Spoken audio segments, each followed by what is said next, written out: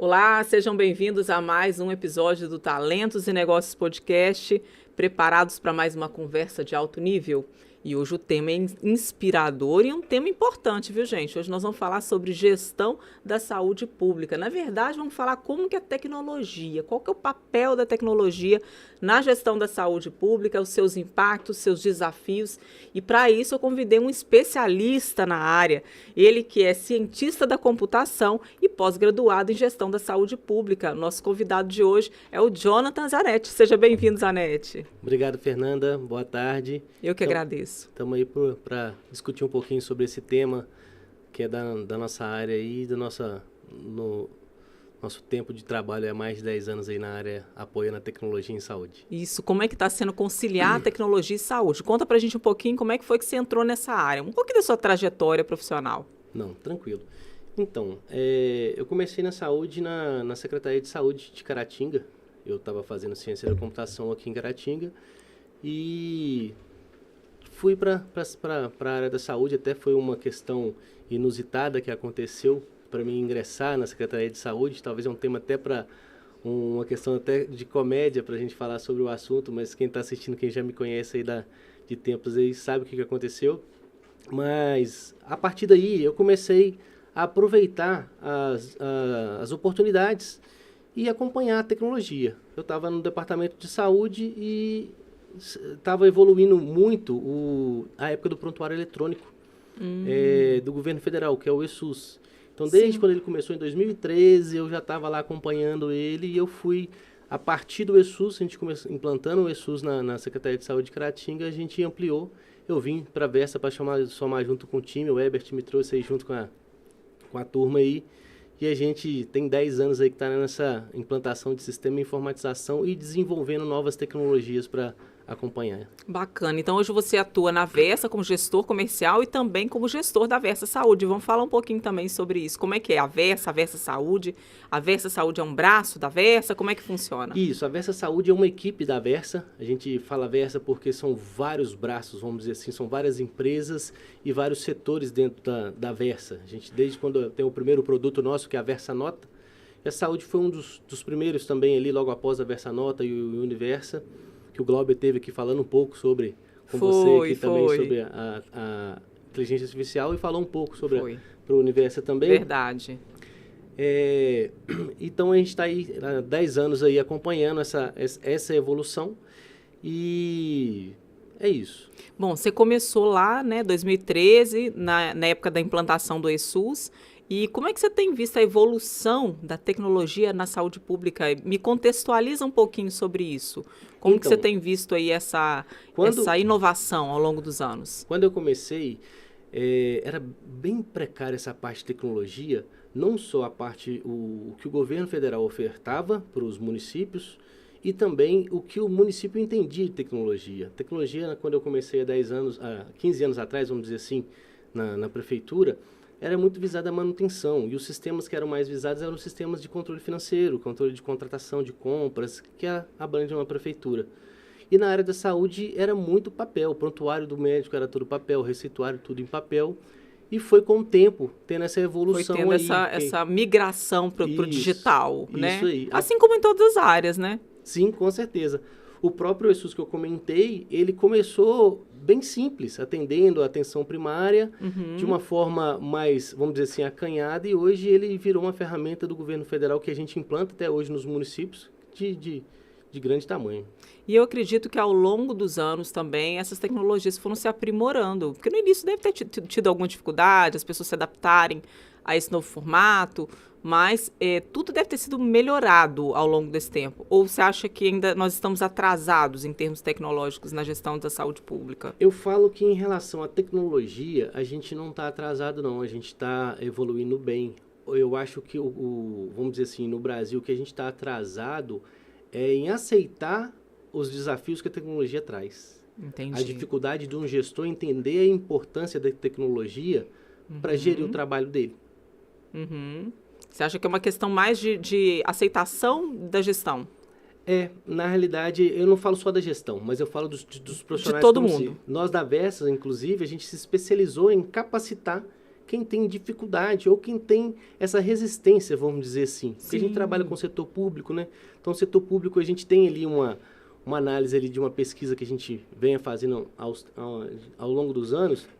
70% dos profissionais de saúde pública ou tem dificuldade com a tecnologia ou a mudança, a evolução, ou não tem interesse. E somente 30% é aquele profissional que pega para analisar, entender e avançar com a tecnologia em saúde.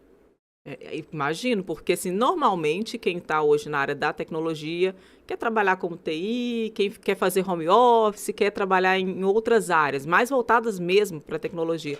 Não pensam muito nessa questão da saúde. Isso. Mas é um campo promissor? É um campo que está demandando? Não, com certeza. Inclusive, da forma que a gente trabalha, a gente engaja não só os profissionais de tecnologia da informação, mas os próprios profissionais da saúde, porque é muito importante o profissional da saúde ele entender da tecnologia. Ele não precisa ser aquela pessoa que vai fazer a manutenção, aquela pessoa que vai poder articular uma implantação de sistema, mas sim um profissional que ele tem que receber essa tecnologia, os programas, os sistemas e usar ele como uma ferramenta de trabalho, substituindo papel, substituindo caneta. Entendi. Mas olha só, Zanetti, como que está atual o estado da saúde pública no Brasil em termos de gestão e de atendimento? Então, falando em saúde pública, no SUS, saindo um pouquinho só da área da tecnologia. Vamos falar num contexto geral para a gente poder até situar as pessoas que estão chegando agora no podcast, para poder a gente primeiro falar como é que está a situação da saúde hoje, atendimento, gestão, né, a questão da eficiência dos processos, dos atendimentos. Imagino que a população, eles querem entender por que às vezes as filas são grandes. Demora, né, não só na questão das filas, mas eu falo até nos agendamentos, né, dos atendimentos do SUS. Eu falo o seguinte, se você analisar o SUS hoje no Brasil e comparar com outros sistemas de saúde em outros países, você não vai ver um conceito tão bom, interessante para uma população que é o Brasil. Uma coisa é você ver um conceito na Suíça, um país pequeno, de alto nível, mas você pegar o Brasil e conseguir acompanhar a população do jeito que acompanha, é um diferencial muito grande. Só que mesmo assim não dá conta. É ralo de dinheiro que precisa de investimento e financiamento para funcionar. Sim. E aí que a gente fala da tecnologia.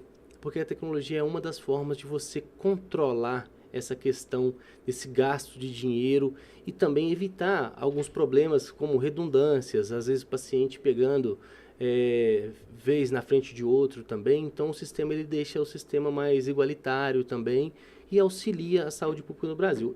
Hoje eu reconheço que a saúde pública brasileira ela não é ruim, ela precisa de certas adaptações para ela poder fluir melhor, porque uma coisa, eu entendo a população que está lá no posto de saúde ou querendo ser atendido de forma mais ágil, isso é totalmente entendível.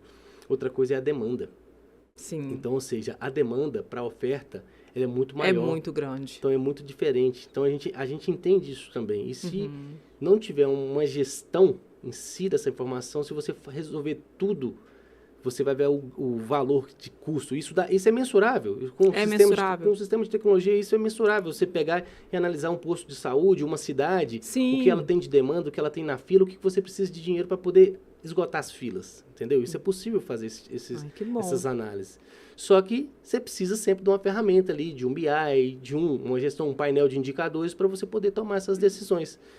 E, como diz, é muito dinâmico. O SUS é muito dinâmico, então daqui 6 meses uma pessoa que está na fila, talvez ela já nem precisa mais. E às vezes isso está registrado ainda, entendeu? Se for num papel, isso. Então você tem que ter um acompanhamento mais de perto e mais efetivo. Eu acho que realmente esse acompanhamento ele faz a diferença. Entendi. E você falou em relação à questão da demanda, né? A gente sabe que realmente é uma demanda muito grande para uma gestão limitada, vamos dizer assim. Quais são os principais desafios, então, em termos de gestão no atendimento do SUS? O que você me diz hoje, assim, os principais desafios enfrentados pelos gestores? Então, realmente, essa questão de demanda, eu considero ele o principal desafio. E um outro desafio que eu acho muito importante é a questão de qualificar a população em relação à informação. Porque, às vezes, a gente deixa a desejar na hora de passar informação para a população e saúde é uma questão muito delicada. E tem não só vou te falar, porque da área da comunicação eu também trabalho nessa área, eu sei como é que é. E às vezes a gente passa, às vezes, vamos dizer assim, às vezes os setores públicos até tentam passar informação, mas aquela questão tem ruídos de comunicação. Você já viu isso? Sim. É o antigo telefone sem fio, que a informação está ali, né? Vamos dizer, a prefeitura foi lá, ela anunciou que está tendo uma campanha de vacinação ou que está tendo atendimento de ultrassonografia na unidade X, coisa e tal. Mas aí as pessoas ainda erram o caminho, erram o dia, não sabem que dia começa, porque às vezes tem ruídos na comunicação. Sim, e essa comunicação, por experiência aqui, o que eu posso falar em relação a quem que seria a melhor, o melhor profissional, o melhor agente para poder trazer essa comunicação de uma forma assertiva para a população, principalmente a que mais precisa. Porque uma coisa é você ter a fila e você ter pessoas que têm privilégios, que isso pode acontecer. Mas eu considero o profissional agente comunitário de saúde o profissional de mais importância na cadeia do SUS. Verdade, porque ele tem o acesso. Profissionais. Ele é o que traz a população, Verdade. Ele é o que dá o feedback para essa população. Então, se o município tem um agente de saúde comprometido, que faz o papel dele, que atende ali e que tem amor pelo trabalho, porque não é somente ir lá e fazer, porque o atendimento na saúde ele tem que ser humanizado, a pessoa tem que sentir prazer em estar ali para estar acompanhando a população. Então eu considero hoje o agente comunitário de saúde a principal peça de um tabuleiro para chegar a um profissional médico no final para fazer um diagnóstico e também para o acompanhamento e evitar gastos desnecessários, porque se você resolve o problema da saúde na atenção primária, na atenção básica, você não precisa de ter gasto com média complexidade e com alta complexidade, que seria hospitais ou centros de especialidades, entendeu? Verdade. E tem mais, você falou uma coisa fundamental. O que adianta ter uma tecnologia avançada se a questão da humanização do ser humano está falhando? Se está tendo falha aqui, mas não está tendo falha técnica, vai continuar tendo problema. Então, quando a gente começou a fazer as implantações, as nossas capacitações do sistema, implantar os nossos softwares, o software do governo, voltado para a área de tecnologia, a gente realmente era técnico em tecnologia. Nosso foco era implantar o sistema, capacitar o pessoal, embora, tchau, obrigado. Agora não, agora a Versa ela evoluiu e nós fazemos um trabalho de humanizado junto com a implantação do sistema. Então, a gente faz um trabalho de educação continuada também. Então, em vez do município ou o profissional ele ficar desamparado ali com o sistema, sem apoio, ou só com suporte remoto, a gente tem um trabalho de capacitações humanizadas para aí sim trazer o sistema. Chega a ponto de capacitações nossas, da gente fazer todo um trabalho primeiro com cartolina, com post-it, usando metodologia de design thinking, e para depois só entrar na parte tecnológica. Com o sistema, com o prontuário eletrônico de como utilizar, justamente para quebrar o gelo. Mesmo tempo que um profissional ele tem que familiarizar a pessoa, né, com o sistema. Porque eles são especialistas na área deles, na saúde. Então, ou seja, eles sabem trabalhar. Sim. O que precisa é só de um empurrãozinho ali em relação a ver além do que eles já estão acostumados. Ele está acostumado a ver ali um paciente chegando todo dia. Eu falo muito em relação à questão humanizada que nós estamos nesse tema. A gente tem algumas capacitações para trabalhar o psicológico do profissional, porque às vezes vamos dar um exemplo, chega um idoso no PSF, todo dia ele vai lá, todo dia às vezes ele faz a mesma pergunta. Verdade. E o profissional de saúde já está lá, o recepcionista. Já está cansado de responder a mesma coisa. Cansado de falar a mesma coisa, essa pessoa é chata, me incomoda toda vez. E ela não sabe nada que está por trás desse idoso ou dessa pessoa que está indo lá só para conversar. Às vezes ele só precisa de um bate-papo. Ele só precisa de um afeto. Só de uma atenção. Às vezes ele não tem isso em casa. Verdade. E às vezes ele mesmo sendo chamado a atenção ali ou falado algumas coisas ali, para ele é interessante. Eu estou vindo aqui. E às vezes ele nem doença tem. Verdade. Mas ele faz, não, eu estou precisando de olhar minha pressão, olha isso aqui. Então, porque ele quer ser acolhido. Isso é o que muitos idosos vivem hoje. Isso. E eu falo da parte idosa. Essa carência. E da população também, porque às vezes você julga a pessoa sem saber o que ela tá. Às vezes você está atendendo mal uma pessoa, recepcionando mal uma pessoa.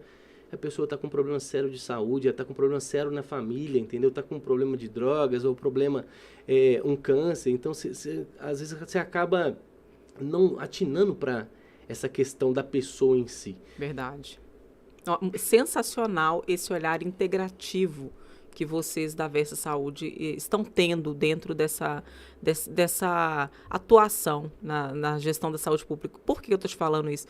Porque eu acho que é isso que muitas cidades, vamos falar assim, precisam. Aproveitar e te perguntar em quais áreas, aonde vocês estão atendendo hoje, a Versa Saúde hoje atende nível Brasil, como é que é? Atendemos nível Brasil. A gente tem cliente no Maranhão, a gente tem cliente aqui no Sudeste, então a gente não tem limite para o nosso atendimento. Claro que a gente também é bem dinâmico, de acordo com a necessidade do cliente, a gente consegue atender ele de forma diferenciada. Vou dar um exemplo, os nossos clientes são mais próximos, a gente consegue ter uma presença, vamos dizer assim, presencial mesmo, mais efetiva. Só que depois da pandemia, essa parte do trabalho remoto, das capacitações, a população começou a acostumar. Acostumou, verdade. E a gente conseguiu mostrar para eles também a importância que isso é possível. O que importa é a educação continuada. O que eu vejo na área tecnológica é muito sistema implantado sem um acompanhamento, uma fiscalização se os resultados estão sendo alcançados. Uma coisa é eu te implantar um sistema e deixar você trabalhar. Entregar e ir embora, né? A gente não, a gente implanta o sistema, acompanha e faz novos trabalhos, usamos novas metodologias, se precisar, para continuar a capacitação até chegar os indicadores necessários que o município precisa alcançar. Excelente, muito bom. Vamos falar agora um pouquinho sobre o papel dessa inovação tecnológica, né? Enfim, em que áreas que a tecnologia tem trazido os maiores avanços na gestão da saúde pública, Zanetti? Então, na realidade, eu considero praticamente todas as áreas é muito importante a tecnologia. Mas a parte do prontuário eletrônico, que foi, vamos dizer assim, foi o primeiro que veio com a parte da informatização da saúde, a gente precisava de ter um prontuário eletrônico, onde que eu ia registrar as informações dos pacientes.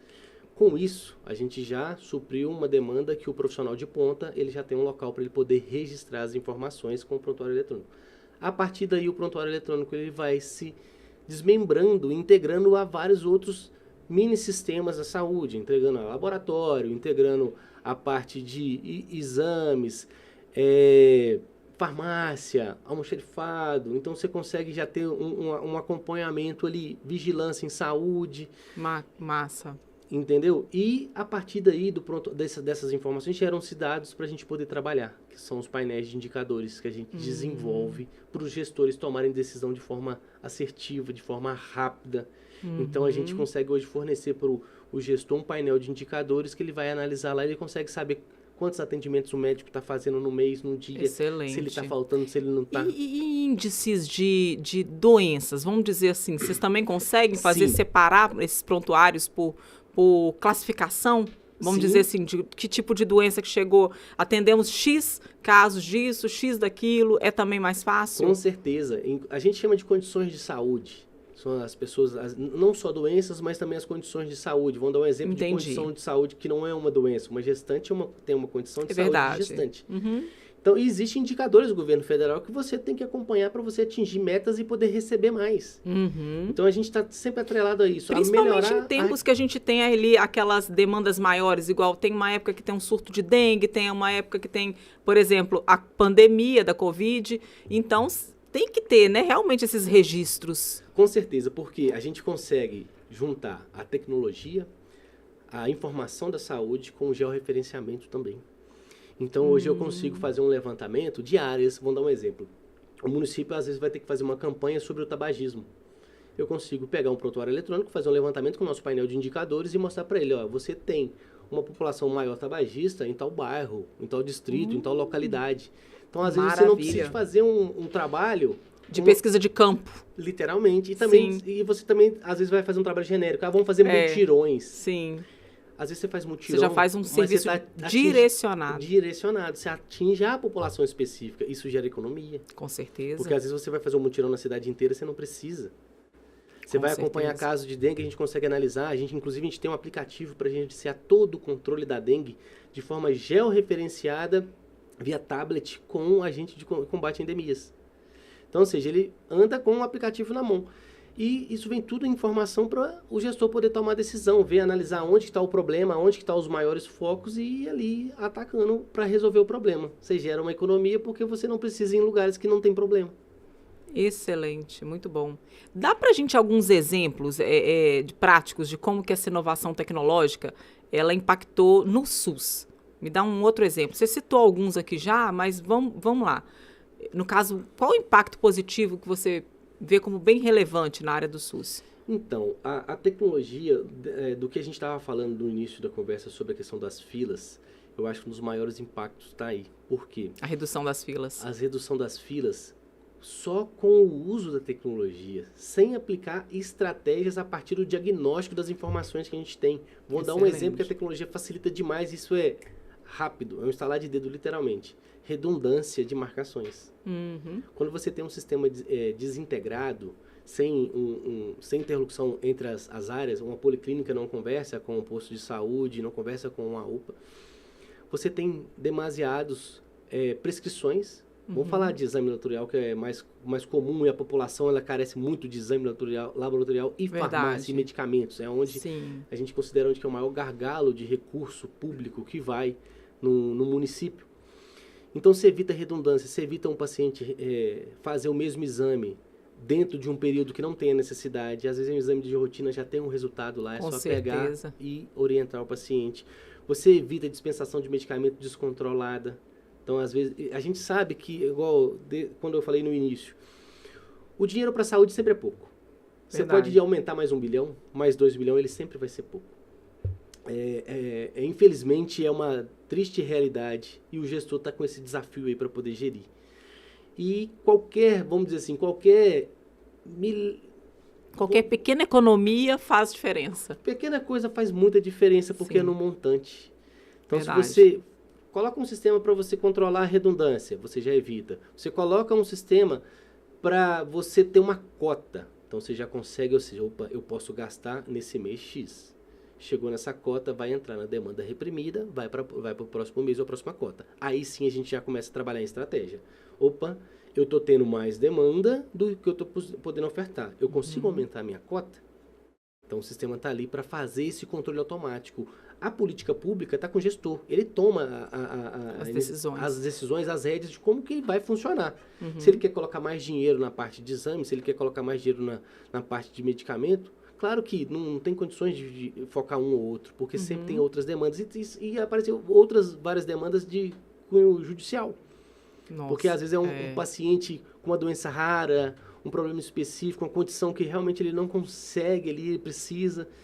E aí vai chegando essas variáveis para o gestor poder tomar decisão. A gente se especializou em apoiar o município a ajudar a tomar essas decisões, justamente para você não desamparar um local. Vamos dar um exemplo. Hospital. A gente é especialista em faturamento hospitalar também, acompanhamento do trabalho hospitalar. Então, tem municípios que a gente trabalha com esse foco em faturamento e regulação hospitalar. Ótimo. Entendeu?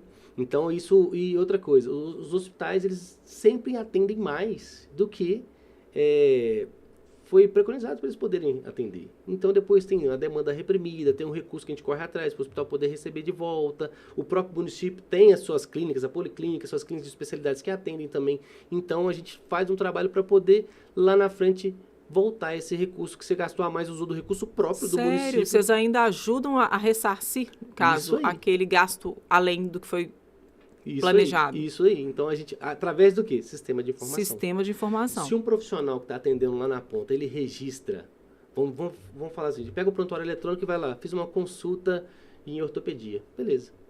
Ou uma cardiologia, vamos falar, só que não registrou a pressão, sinais vitais e deixou de outros procedimentos que ele fez ali, ele não colocou no sistema. Isso daí gera um ônus para o município, porque lá na frente ele poderia estar recebendo por esses procedimentos que ele está executando. Com certeza. Entendeu? Então, vai muito também da qualificação e a capacitação do profissional que está usando a tecnologia. Eu vejo hoje o maior desafio do gestor é pegar o seu profissional e colocar ele para usar a tecnologia da maneira correta, para você poder realmente... registrar o que você está sendo produzido. Isso. E depois ser ressarcido, receber um recurso no extrapolamento. Pois é, você já chegou num ponto que eu já ia entrar nele, que é a questão do atendimento. A gente está falando, voltamos a falar agora de pessoas, né? Não adianta termos aí, então, toda uma estratégia, toda uma tecnologia avançada, recursos tecnológicos para ajudar, né, nos avanços, na eficiência, no atendimento e até na economia para o sistema de saúde pública, se a gente tem falhas no humano, na parte humana. Então, vamos falar um pouquinho como que seria, né, como equilibrar o uso da tecnologia com a humanização do atendimento ao paciente no SUS. Então, igual eu comentei, a humanização para mim ela é a parte mais importante para a saúde pública, para o SUS. E junto com a tecnologia ela facilita ao profissional ter acesso a informações rápidas e ágeis ali. Só que ele não pode colocar um computador na frente dele e esconder o paciente atrás dele. Ele tem um momento dele saber registrar aquele acompanhamento dele, mas ele tem que ser afetivo ali com o seu paciente. Então, hoje, a parte da capacitação do profissional, que é o diferencial que eu estava comentando. Educação continuada, igual a gente faz. Então, frequentemente, a gente está inovando, criando novas metodologias para poder ser dinâmico e também atender à realidade de cada município que a gente pega. Às vezes a gente pega um município de outro estado, a forma ali de comunicação um pouco diferente. Então, no início, a gente teve muita dificuldade com profissionais porque os profissionais não queriam mudar do papel, da caneta para vir para o sistema. Já funciona assim, tá tudo ok. Isso aí vai me atrapalhar, isso aí o paciente vai achar que eu não estou nem dando cara, nem vou olhar para a cara do paciente. Só que o próprio profissional, ele já colocava essas resistências para não evoluir. Verdade. É aquele 70% que eu falo. Então, a gente se especializou em capacitar... Que não quer sair do mesmo lugar. E a gente vem criando metodologias ou técnicas para a gente poder engajar ele. A gente sabe que ele já vai... às vezes ele já tem aquela resistência. Existe, com certeza. Às vezes está em final de carreira. Sim. Então, profissional efetivo, a gente está mais acomodado já há um tempo. Então, a gente acostumou... Verdade. A pessoa enxerga aquilo ali como um trabalho a mais para ela. Literalmente. Não, já tenho muito trabalho. Quantas vezes quero aprender mais nada, não, que isso aí vai me dar mais dor de cabeça. E não é bem por aí, né? Quantas vezes a gente já não escutou assim, eu vou receber mais quanto para usar isso? Sério? Quantas vezes a nossa equipe de implantação já não escutou isso? Sério? Sério, isso acontece. Chega nesse nível? Chega nesse nível. E às vezes a gente chega para eles... E a população, você acha que ela merece um trabalho de mais qualidade? Gente, mas a pessoa está aprendendo, ela tá ganhando gratuitamente uma informação para ela avançar na área dela profissional e ela ainda acha que ela tem que receber por isso. Na realidade, é o profissional sentar com um acompanhamento, uma capacitação, eu falo da atendimento humanizado. Ele não está pensando no impacto daquele sistema, no impacto daquele serviço no paciente. Verdade. Ele está pensando... Mas isso eu falo não só na saúde não, tá? Isso aí é geral. A pessoa acaba pensando muito nela. É triste, sabe, Zanetti? Porque a gente, igual você falou, você está ali vamos dizer, você está aí numa UPA, você está no pronto-socorro, você está ali no hospital, vendo aquelas pessoas sentadas, cada uma esperando as filas, esperando atendimento, sem saber o que está se passando por trás daquela pessoa, na vida daquela pessoa. E ainda tem profissionais que querem atender roboticamente. Sim. Que você vê assim, tem limitação para entrar na área da tecnologia, implantar a tecnologia no seu trabalho, mas quer continuar atendendo de forma robótica, que não é uma forma humanizada. Então, nem todo mundo consegue ter essa percepção. Então, precisa desse gatilho, precisa dessas orientações. É uma conscientização, não é uma quebra de paradigma, é uma conscientização, é uma questão de educação. Sim, e também eu falo para o profissional que o maior responsável tem que ser o profissional, com certeza, mas a população também carece disso. Só que é muito mais fácil você capacitar um profissional para poder atender uma pessoa que está ali excedida, que está ali ignorante ali no posto, do que você capacitar a população para saber como lidar com os profissionais. É verdade. Entendeu? A gente consegue, com a tecnologia, em alguns pontos, a gente criar uma ordem ali. Vamos dar um exemplo. Hoje a gente tem um painel de chamadas, igual funciona na UPA e funciona nos PSFs também, que chama o paciente pelo nome. Então acaba que aquilo gera uma educação para a pessoa, que opa, se o meu nome não aparecer, ele não está na minha vez. Então acaba...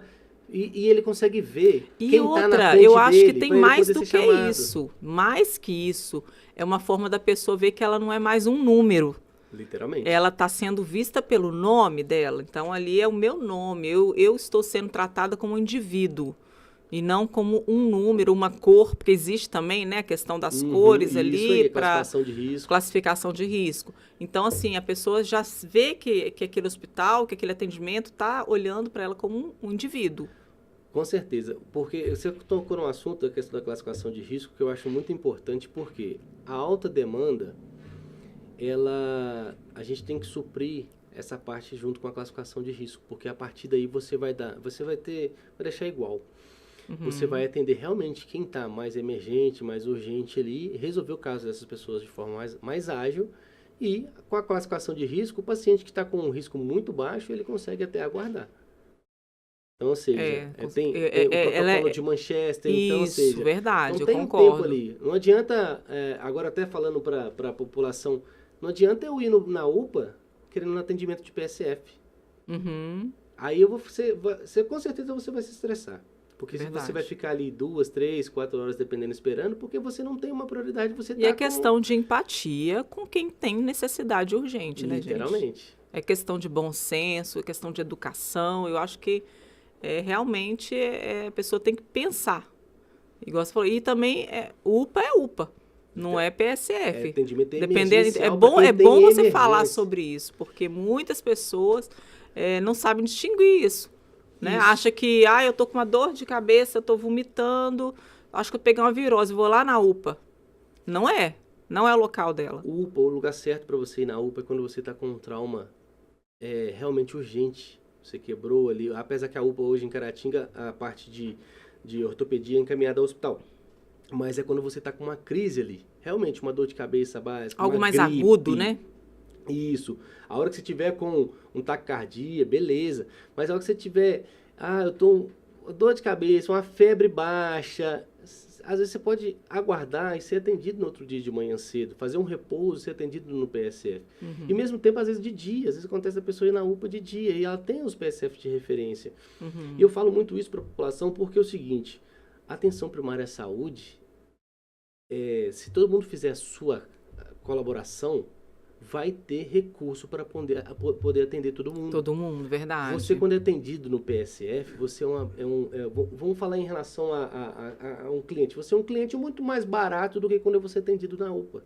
Sai muito mais caro para o município um paciente ser atendido na UPA do que ele ser atendido no PSF. Sim. Então, isso aí também é uma questão que eu entendo que talvez isso é difícil chegar na população como um todo, o pessoal que mais precisa também, entendeu? Entendo que a comunicação... Por isso que eu falo que o ACS é a chave dessa história da saúde. Porque a partir do ponto que ele consegue capacitar, e não só fazer o seu trabalho de acompanhamento do cidadão, mas ele capacitar, ele mostrar a hora certa dele acessar o sistema de saúde, a hora certa dele ir no PSF, a hora certa dele ir na UPA, faz a diferença total. Verdade. Vou te contar um caso aqui que aconteceu comigo, não tem nem um mês isso. A minha filha amanheceu com um dedo desse tamanho, roxo. Na hora eu assustei o dedinho do pé dela, ela chorou muito na hora de dormir, eu não percebi o que era aquilo, achei que ela estava cansada e ela falou que o pé estava doendo. Quando eu olhei, mandei a foto para a pediatra falou, Fernanda, leva ela na UPA, porque isso está parecendo ser picada de aranha. Aranha marrom. Nossa. Venenosa. Aí corri com ela para a UPA, cheguei lá, né, e olha, graças a Deus, fomos atendidos rapidamente. Esperamos coisa de... acho que nem um minuto não esperei lá fora, assim, né? Igual você falou, essa questão do protocolo de Manchester, né? Isso, protocolo de Manchester. Ele, assim, ia ser sensacional, porque você imagina se não tem isso, uma criança, né, correndo o risco ali de estar recebendo veneno, sendo envenenada, e a gente esperando. Resultado, fomos atendidos, passamos ali por todo o processo, né, tem a triagem, né? Sim, isso. Depois vai para o atendimento médico e do atendimento médico a gente foi para a enfermaria, ela foi tomar medicação, fizemos exames e eles não me liberaram para ir para casa com ela enquanto não saiu o resultado dos exames dela. Então, teve que esperar os exames saírem, o médico voltou, avaliou novamente para ver se o exame tinha dado alguma alteração no sangue, alteração na urina. E aí, só depois que estava tudo certo, que liberaram a gente para ir embora para casa. Aí eu te pergunto, se não existe, né, se não existisse esse protocolo de triagem, correndo um risco Você já pensou? vir a óbito. E na hora que eu cheguei lá, o enfermeiro que atendeu ela inicialmente falou, nossa Deus, mas isso é muito sério. Tipo assim, me deixou mais preocupada ainda. Imagina se eu, mãe, desesperada. Não, isso aqui é muito sério. É escorpião? Eu falei, não sei qual foi. Isso mostra o preparo do enfermeiro. Eu falei, olha, eu não sei qual foi o bicho, eu não vi, nós não vimos ela ser picada. O dedo acordou assim, o dedo dela estava preto. Eu achei que ela ia perder. Necrosou todinho o dedinho dela. Mas, graças a Deus, deu certo, assim, ela não teve alteração, voltamos para casa, continuei, aí mandei para pediatra, né, acompanhei também com a pediatra, a gente fez os tratamentos em casa e deu tudo certo. Ela perdeu a unha, mas deu tudo certo. Mas é o que eu te falo, realmente tem que ter esse protocolo, porque a questão da fila, ela vai sempre existir. A demanda. Não tem jeito, né? Mas quais seriam as estratégias para redução das filas? Se não tivesse esse protocolo, a pessoa que pode guardar 4 horas numa fila, ela estaria lá. A maioria das pessoas hoje não tem paciência para guardar 4 horas numa fila se o seu problema é de PSF. Verdade. Então, às vezes, chega lá, vai aguardar 4 horas e às vezes desiste. Tem algumas que vão esperar, mas tem outras que não. Então, é muito importante essa questão da estratificação do risco. Você acompanhar e saber realmente quem precisa de equidade. Uma criança, graças a Deus, a gente não vê nenhum relato de negligência em acompanhamento de criança, não vejo também de idoso, eu falo mais só de empatia. Quando o caso é emergencial, a gente vê que Caratinga tem equipe qualificada. O Brasil, na realidade, ele tem um conceito, a metodologia de saúde muito boa, é excelente. O que a gente precisa é pensar um pouquinho mais no próximo do que pensar só na gente. Verdade. A partir do momento que você tem empatia com aquele problema, para resolver o problema, fica mais tranquilo para você, profissional de saúde que está prestando o serviço, e para quem está sendo acompanhado. Eu tenho certeza que você saiu satisfeita lá da UPA com o acompanhamento dessa forma que eles tiveram. Não, com certeza. Eu saí mais tranquila, porque o que eu pensei, ela precisa realmente fazer algum exame. O exame me tranquilizou. Falou, o exame dela está normal, não teve alteração. Me tranquilizou, de certa forma, com certeza. Aguardei, fiquei lá. Não aguardei muito, foi até rápido. Falar a verdade. Cheguei lá por volta de 9h30 da manhã e saí de lá umas 3h30 da tarde. Quando é risco de veneno, o atendimento é emergencial, então ele é o mais rápido. Então, realmente, não pode demorar, porque senão isso pode girar, entendeu? Isso aconteceu com o meu sogro. Não, e o médico ele esclareceu tudo. Ele falou, olha, dependendo do animal, da aranha, do veneno, ele vai necrosando, ele pode ir pro rim, ele pode necrosar. Quase que eu desmaio, só de escutar aquilo ali. Aconteceu com meu sogro uns anos atrás também, e aqui na UPA também foi atendido muito rápido. Foi uma picada de cobra. Estava capinando na roça e tomou uma picada de cobra. Foi questão dele chegar da roça até aqui, 1h e pouca, ele chegou a desmaiar. Nossa. Mas foi atendido muito rápido. Foi, né? Então, ou seja, graças a Deus tá bem, tá com a gente aí. Mas assim, Zanetti, a gente voltando à questão das filas que a gente está falando, sobre a questão da que você falou dos cadastro, não? Como é que chama aquele que você falou que ajuda? Agendamento? Isso, a regulação, agendamento. A nossa fila, na realidade, nós chamamos de central de regulação. A central de regulação regula todos os agendamentos. Seja agendamento voltado para laboratório, seja agendamento voltado para consulta, seja agendamento voltado para procedimentos de alto custo, tipo uma ressonância magnética, tomografia, cirurgias.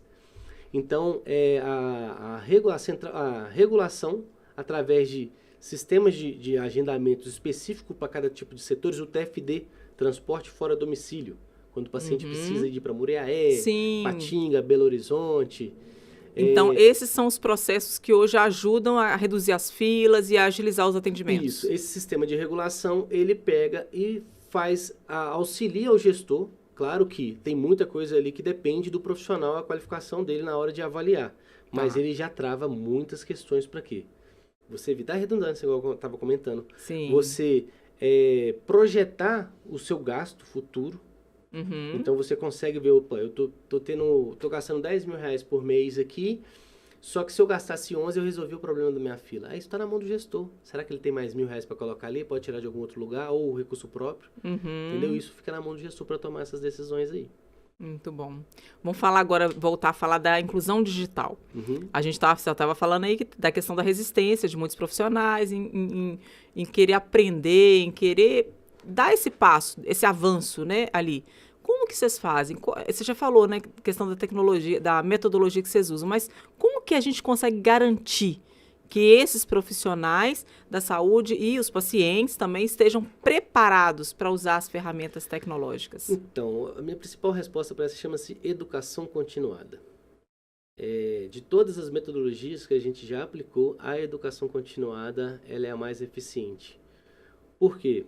A gente acompanha, através dos nossos sistemas de BI e de produção dos nossos clientes, com base nas nossas capacitações. A gente capacitou, vamos pegar um exemplo, um profissional para atender na atenção primária e atingir indicadores. Então, lá na atenção primária, responsável por acompanhar as gestantes, responsável por acompanhar as crianças, responsáveis por vacinar, responsável por hipertenso, diabetes e outras condições de saúde. E, vamos dizer assim, padrões que são já está no meio da população. Então, é coisa que a gente já tem manual de como atender. Não é nada inesperado. Então, se você seguir os protocolos, vai dar tudo certo.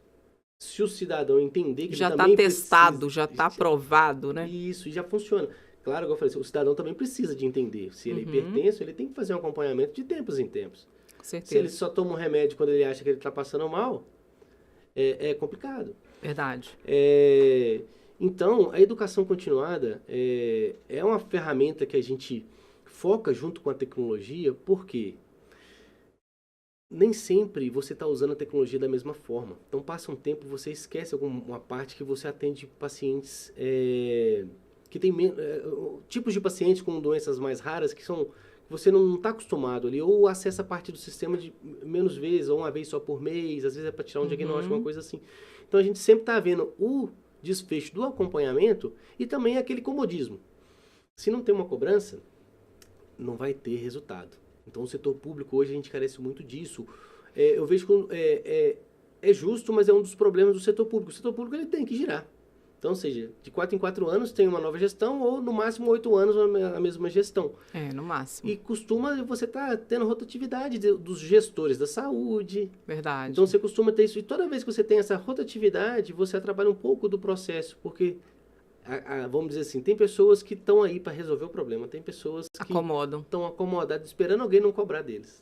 E quando chega a cobrança, mas eu não fui capacitado para isso. Então, a gente vem trabalhando nessa educação continuada para a gente evitar isso. Então, você está sempre sendo acompanhado, você está tendo um feedback, olha, você precisa de melhorar o acompanhamento de gestante. Tem indicadores que são simples.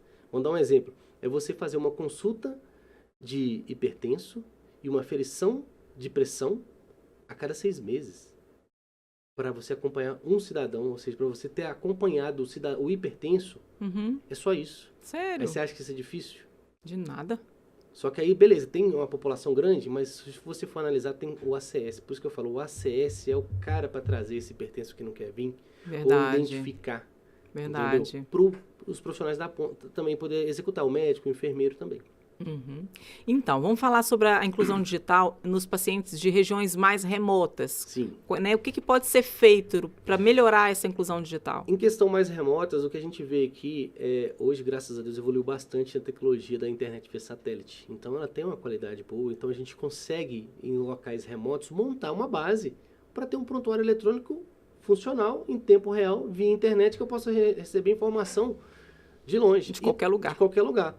E também tem ferramentas, igual a gente tem aplicativos, igual nós temos um aplicativo da Agente Comunitário de Saúde para ele poder fazer o acompanhamento de toda a sua área, que ele funciona de forma offline.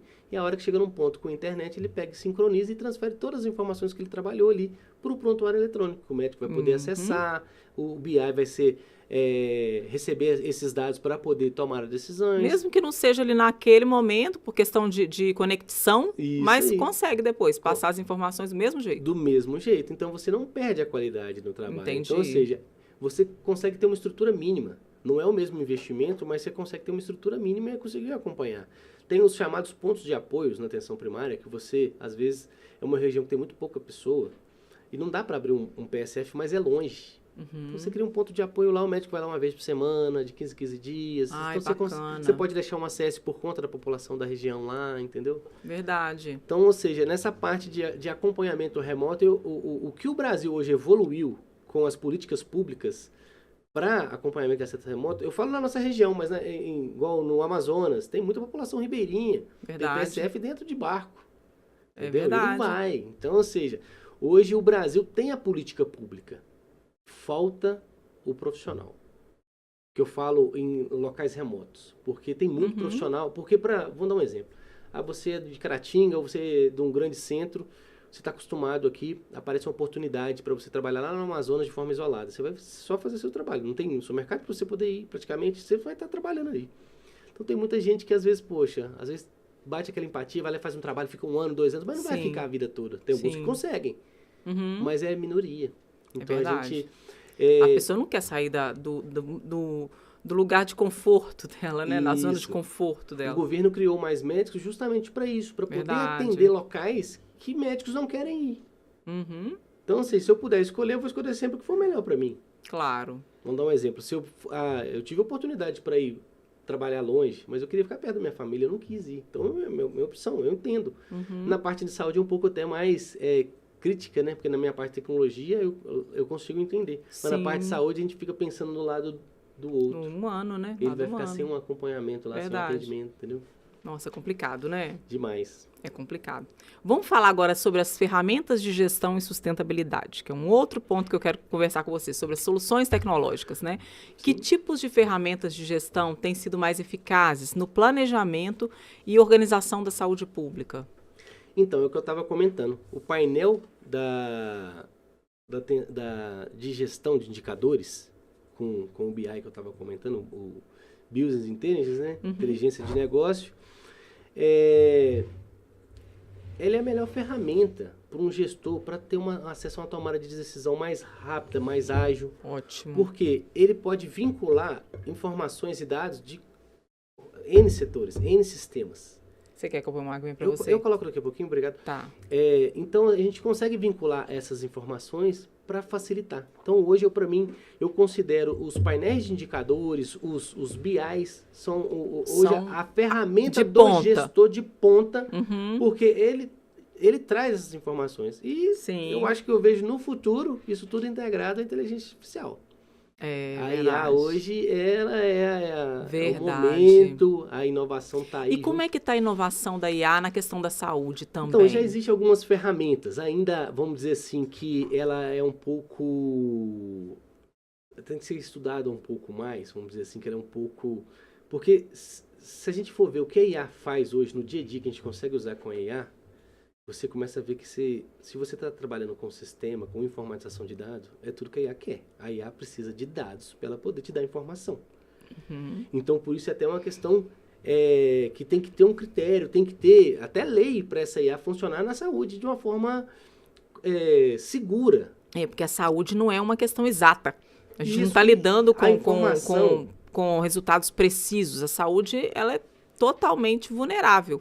O dado do paciente, a informação do paciente, o prontuário do paciente, ele não é transparente, ele não pode ser transparente. Verdade. É dele. É dele. A informação é do paciente. Tem essa questão também, então, né? Ou seja, você pode usar uma IA que ela trafega essas informações na clínica ali dentro, para tomar a decisão de acompanhamento daquele paciente. Mas não pode ser geral. Mas ela não pode ser geral. A informação do paciente, ela não pode estar num painel de indicadores para falar sobre o histórico daquele paciente. Você pode ter focado no painel de indicadores para o profissional. Isso não pode ser para um gestor. Verdade. O gestor ele pode receber informação quantitativa. A qualitativa é com a equipe de acompanhamento. Verdade. É a equipe de atendimento. É o médico, é o enfermeiro, para tomada de decisões. Verdade. Então, eu vejo a IA o futuro, só que ainda... coisas que a gente já está evoluindo, trabalhando com alguns robôs também, de forma a automatizar processos.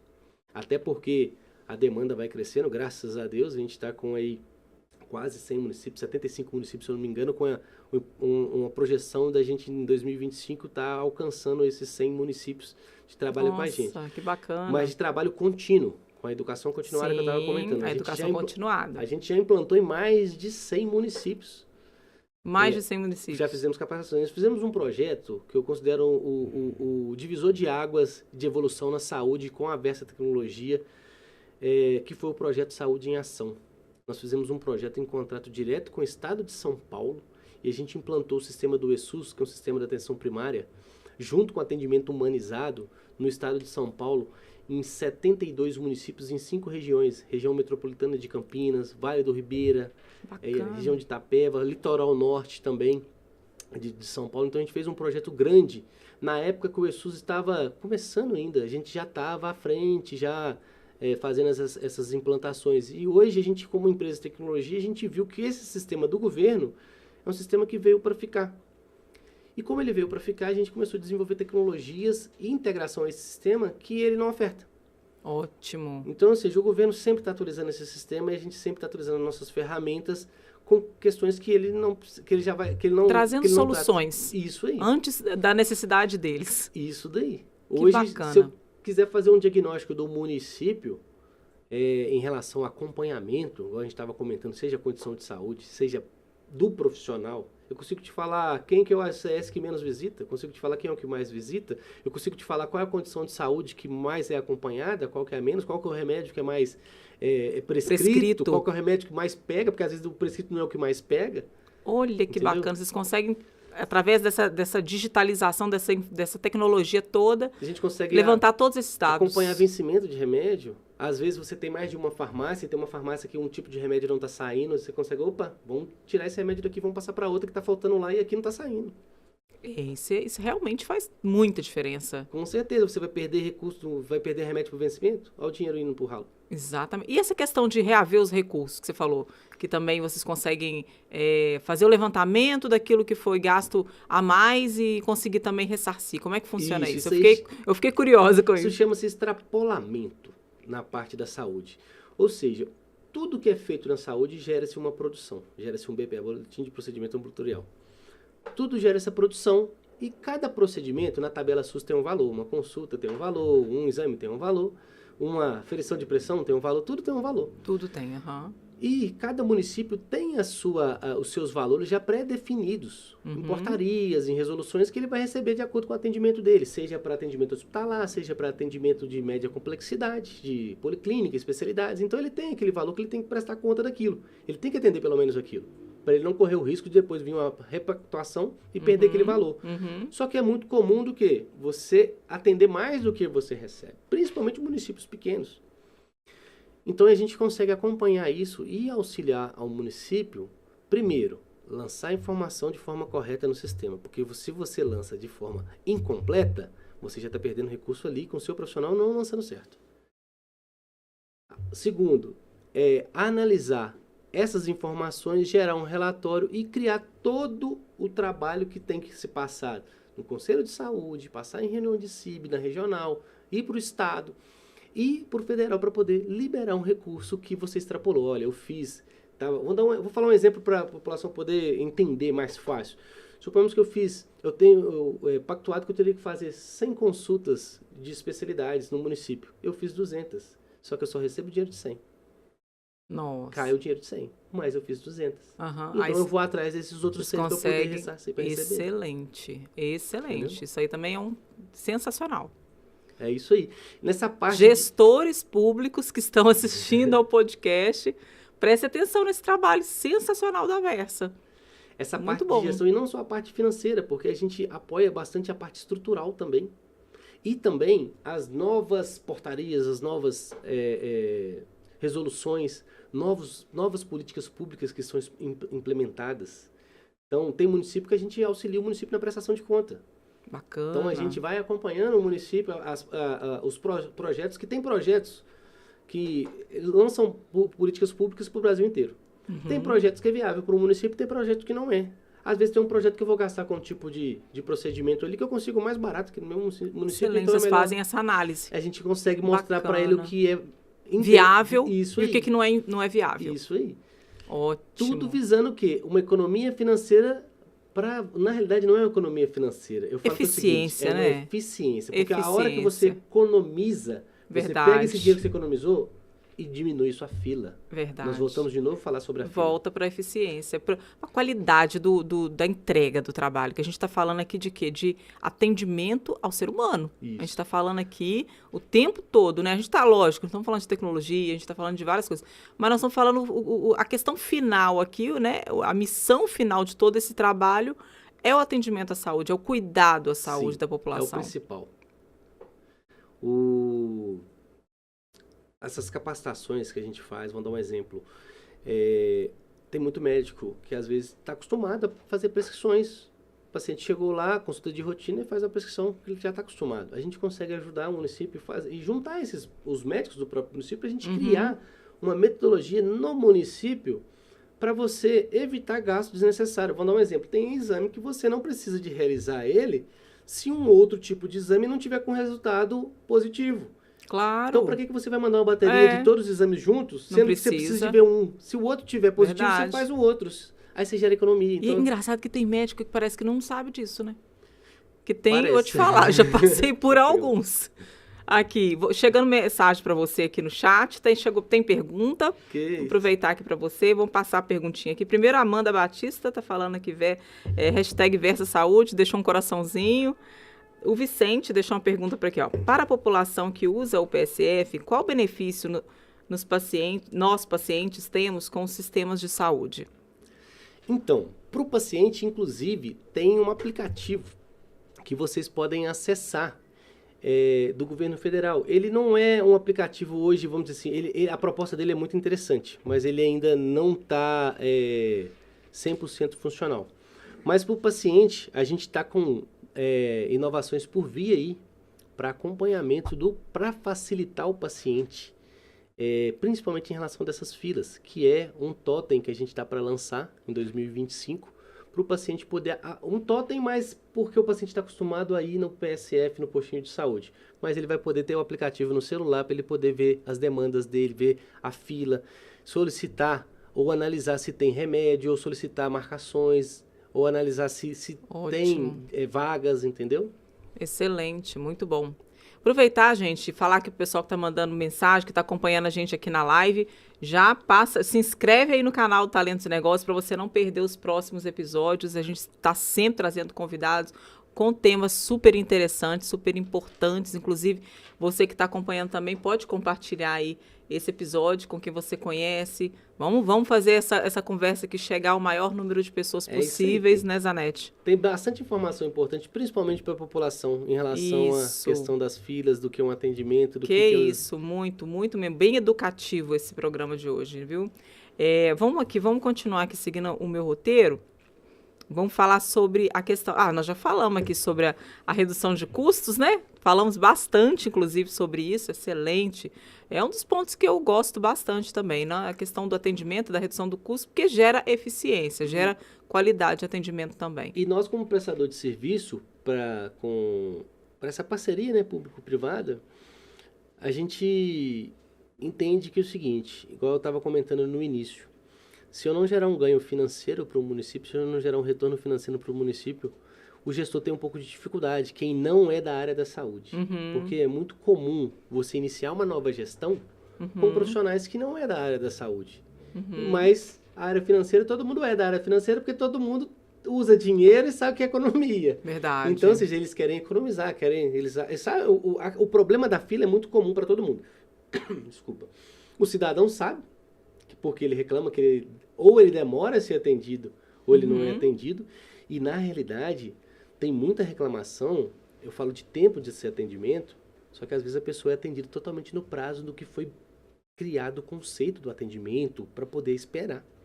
Às vezes, 30 dias para esperar para fazer um exame de rotina, para o cidadão é pesado, mas na realidade isso é totalmente aceitável. Entendi. Porque é rotina, é eletivo, ele não vai morrer esperando 30 dias. Não é o caso daquele paciente que está ali que tem que fazer na emergência. Não é um caso de um paciente oncológico, ele tem que ter prioridade. Entendeu? Então, ou seja, a política pública no Brasil hoje ela é muito interessante, só que ela é muito complexa. Bem complexa. Ela é muito complexa. Eu falo que é complexa para gestor, você imagina para o cidadão.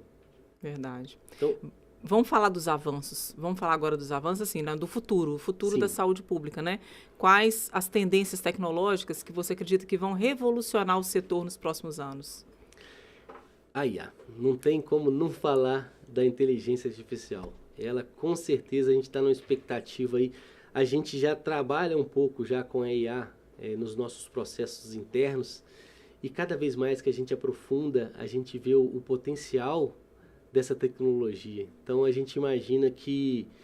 Eu acho que substituir o médico não vai substituir, que eu preciso de um carimbo do médico ali, mas a IA vai ter potencial para poder te dar um diagnóstico. Ela vai poder te fazer um pré-atendimento. Nossa, se você for verdadeiro com ela, ela vai te dar uma escuta inicial. ela vai Excelente. conseguir te dar um feedback, com certeza. E Vai eu fazer acho, uma triagem. com certeza ela vai conseguir fazer uma triagem fácil. Ótimo. Isso se você está passando a realidade. O problema é isso. Porque nós estamos acostumados a burlar o sistema, né? Isso acontece Isso é que é o muito, né? problema. Não Esse é falo o nós problema. estamos acostumados, mas o brasileiro. O brasileiro, o acontece, brasileiro. né? Então a gente sempre chega com a dor mais alta do que a outra. Minha dor sempre é pior do que o outro. Sempre, Então, sempre. Brasileiro é meio sem empatia mesmo nesse ponto, né? Vamos lá. Em relação à IA, então nós já sabemos que é a tendência, é a né? tendência. Na realidade, tipo assim, tem muito o que esperar. Tem muita coisa que... Porque ela vai agilizar os processos, além do que... Uma coisa, eu pegar um painel de indicadores hoje que eu forneço, eu te capacito para você utilizar. Essa IA vai ler e vai te contar a história. Você não vai precisar nem de ler. Ela vai falar assim, olha, vou te dar um aviso porque você está com alto índice de dengue no bairro tal. Você pode receber uma mensagem no celular olha só. disso. Você está com alto índice de dengue no bairro tal. Gestor, te recomendo fazer uma campanha. Já está Já te dá mastigado. analisando e mostrando que tem que ser feito. Isso é o que vai acontecer. Isso aí, é isso aí. E hoje, na realidade, a gente faz o papel da IA, porque hoje não tem o IA, na saúde, a gente que vem acompanhando. Olha, a gente precisa de fazer esse acompanhamento. E, querendo ou não, a IA consegue abranger muito mais. E você acha, Zanetti, que isso vai demorar? Quanto tempo você acha que nós já vamos estar com isso funcionando assim, hein? Eu acho que não demora não, tá? Eu acho que a gente... 5 anos, 10 anos? Eu acho que para os próximos 5 anos, eu acho que a gente 5? já deve... Eu acho que sim, porque tá evoluindo muito rápido. Tá, A verdade, IA não tá demais, né? Na realidade, eu tenho 35 anos e desde quando eu me entendo por tecnologia, a tecnologia só avança mais rápido ainda. Quando Cada vez mais rápido. Ela tá muito tá assustador. rápido. O celular aqui na mão, aqui é um computador, tipo, tudo, câmera, já faz tudo. Tudo. É assustador mesmo. Eu tava pensando nisso agora outro dia. Antigamente a gente não tinha câmera de celular, você lembra? Quando chegaram as câmeras digitais, não deu nem tempo da câmera digital fazer sucesso, que já lançaram o celular com câmera. E aí quase que ninguém compra mais câmera digital. Eu lembro, eu estava lembrando da minha primeira gestação, que eu tinha uma Nikon, daquela fininha, sabe? Mas muito boa, e era 5 megapixels. 5 megapixels, gente. Vocês não têm noção do que era 5 megapixels, a foto que saía daquilo. E assim, e hoje a gente vê aí celular, não sei nem mais quantos megapixels que tem os celulares hoje, você deve saber. Eu acho que esse que eu tenho aqui é 108, mas deve ter muito maior. Mas a questão agora já não é nem só megapixel. Não é mais o megapixel, A tecnologia está tão potente, vamos dizer assim. Beleza, você tem um 108 megapixels lá, mas tem um sistema por trás disso que aumenta a qualidade, já edita, já deixa no jeito. Gente, é muito rápido, é realmente muito rápido. Nosso tempo já está quase terminando, mas eu ainda tenho algumas coisas para a gente conversar. E eu queria falar agora a respeito do papel, que a gente está falando aqui de um trabalho sensacional que a Versa Saúde faz, através da Versa. A gente sabe que a Versa Saúde não é uma empresa, mas sim é um setor da Versa. Isso, é uma equipe da Versa Tecnologia. Então, e eu queria que você falasse sobre o papel das startups e das empresas, assim como a Versa, no apoio ao setor público. Então, independente de ser o apoio à saúde, eu falo no setor público em geral. Entendi.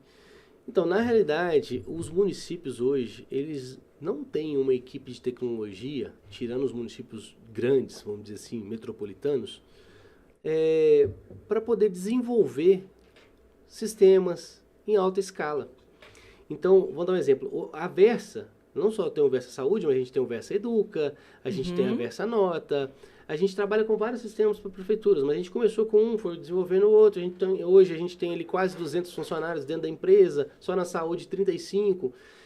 Então, essa questão das empresas ajudarem o setor público é onde que eles não vão conseguir acompanhar, porque, principalmente, profissional de tecnologia é bem escasso. E profissional de tecnologia com qualidade é mais escasso. Com certeza. Então, ou seja, você precisa de ter especialistas em áreas, igual a gente é especialista na área da saúde. Isso facilita demais o ganho da evolução. Porque senão hoje um município do Porto de Caratinga ainda trabalha no Excel. Ia estar trabalhando com Excel, ia estar trabalhando somente com o sistema do SUS, mas sem prototipagem. A gente consegue analisar o que pode acontecer. O próprio governo lança as atualizações e a gente analisa antes de liberar. Porque às vezes acontece de sair uma atualização e esse sistema vai parar de funcionar alguma questão. E tem mais, sabe, Zanetti? Eu acho que o setor público ele tem que buscar o melhor para a população. Com certeza. Ele tem capacidade de buscar o melhor. Então não adianta ele querer pegar profissionais avulsos para tentar resolver um problema que talvez uma empresa capacitada, nichada, vai entregar para ele um trabalho com muito mais valor. Hoje, se você economiza em tecnologia, você está perdendo dinheiro. Você está achando que você está economizando em tecnologia, mas alguma coisa está faltando, com certeza.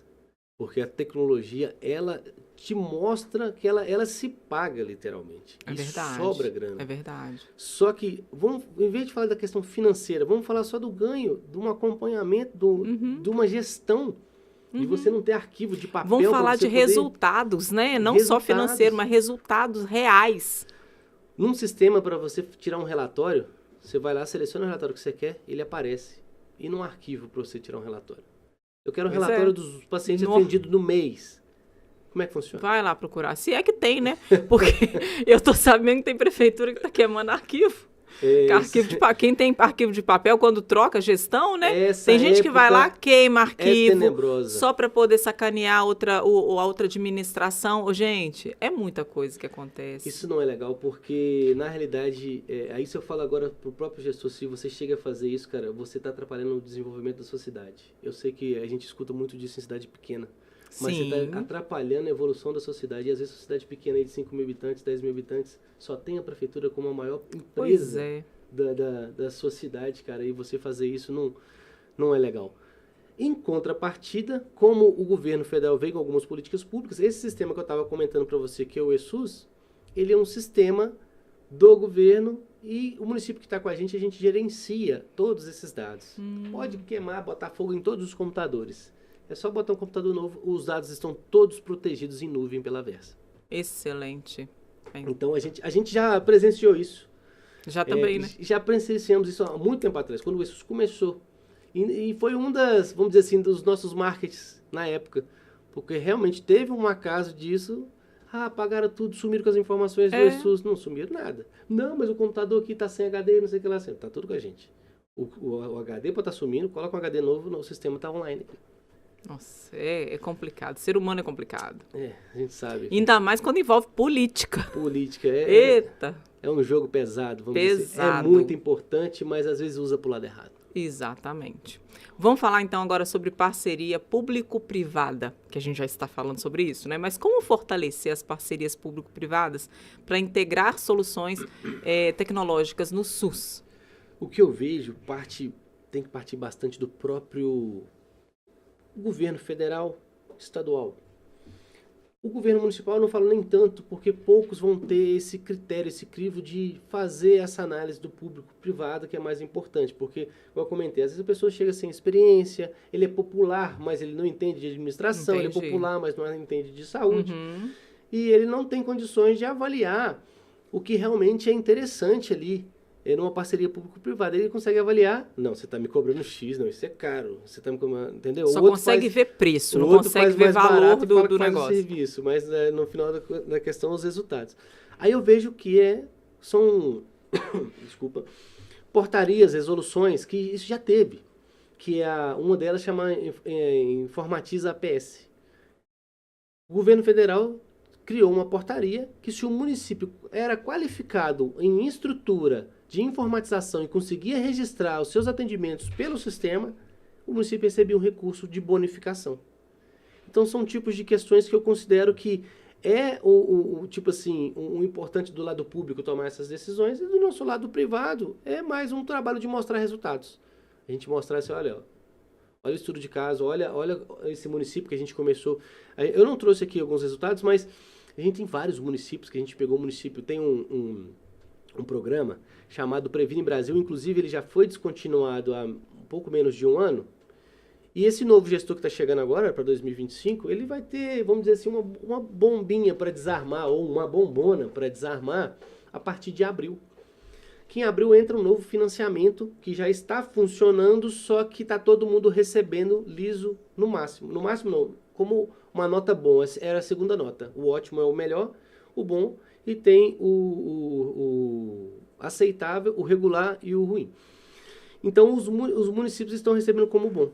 Tem município que se manter do jeito que está, já vai cair lá pro regular, lá embaixo, lá pro ruim. Nossa. E já não vai receber o mesmo recurso que está caindo agora. E tem município que pode melhorar. Então, essa bomba eu falo porque, se você não se atentar, passa 4 meses, passa muito rápido. Passa rápido. E até você aprender sobre gestão de saúde, se você não tem experiência em gestão de saúde, você precisa de um apoio, de consultoria, de quem entende para poder te facilitar essa tomada de decisão, para você não correr o risco de perder recurso por falta de conhecimento. Eu acho que isso não é nem culpa deles também, não. Mas é falta de informação. A informação chegar a eles.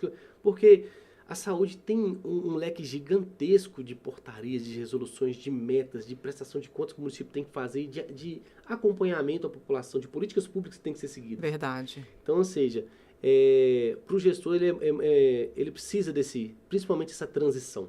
E isso que você está falando, Zanetti, é importantíssimo, especialmente nesse momento que a gente está aqui hoje, que é o momento que muitos prefeitos vão assumir aí uma administração pelos próximos 4 anos. E ele começa a pensar nisso. Muitos deles estão entrando na política pela primeira vez. Sim. Não tem ainda aquela experiência, essa expertise do setor público. Então, é algo importante para os gestores já se atentarem. Você vai começar a ver que tudo no setor público ele é mais devagar, ele é mais lento, ele é moroso, ele é criterioso, porque também tem que ser criterioso para poder ter uma garantia de um trabalho ser qualificado. Verdade. Então você tem aí o processo de compras que tem a parte de licitação, então ele é mais lento por tudo si é mais só, lento. entendeu?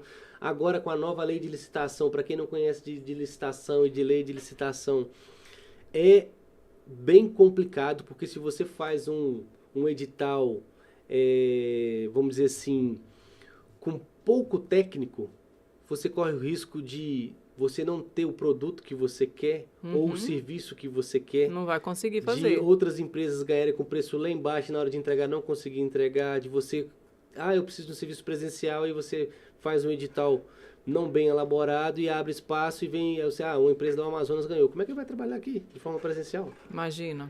Então, ou seja, tem que ter um acompanhamento para poder usar os recursos da maneira correta, porque todo retrabalho gera dinheiro, todo retrabalho você gera gasto, então é um problema sério.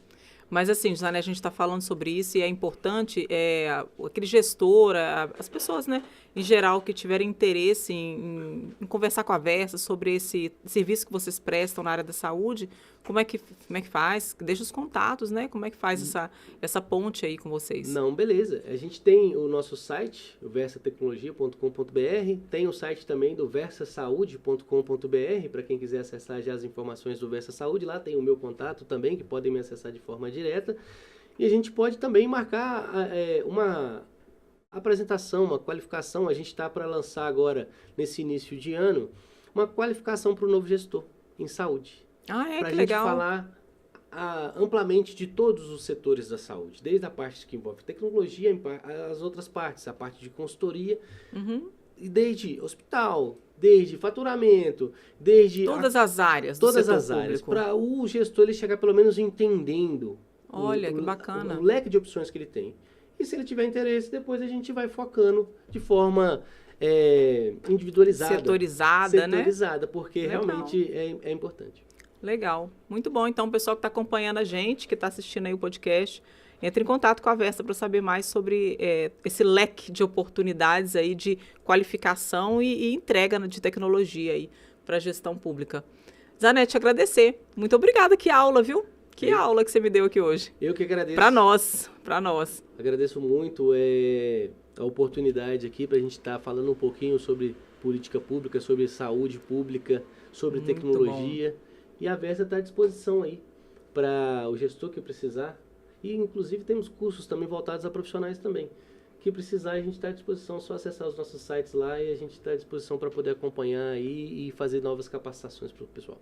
Maravilha. Zanetti, muito obrigada mais uma vez. Eu quero agradecer também o pessoal que está aí online com a gente até agora, até o finalzinho da live. Nós estamos aqui há 75 minutos ao vivo no canal do Talentos e Negócios. Você que ainda já não está inscrito aqui no Talentos e Negócios, já começa, se inscreve, é só clicar aqui, gente, só apertar o botãozinho, já se inscreve aí no Talentos e Negócios, para você não perder nenhum episódio. E Ano que vem tem mais, hein? Quero a Versa aqui ano que vem de novo. Se Deus quiser, estamos à disposição. Vamos trazer sempre mais informações tecnológicas. Todo ano, todo semestre, a gente está lançando novos produtos, módulos, vamos dizer assim, na área de sistemas para a área da saúde. Não, Então, excelente. sempre a gente tem coisa nova para a gente conversar. Ótimo, então você vai voltar mais vezes. Se Deus quiser.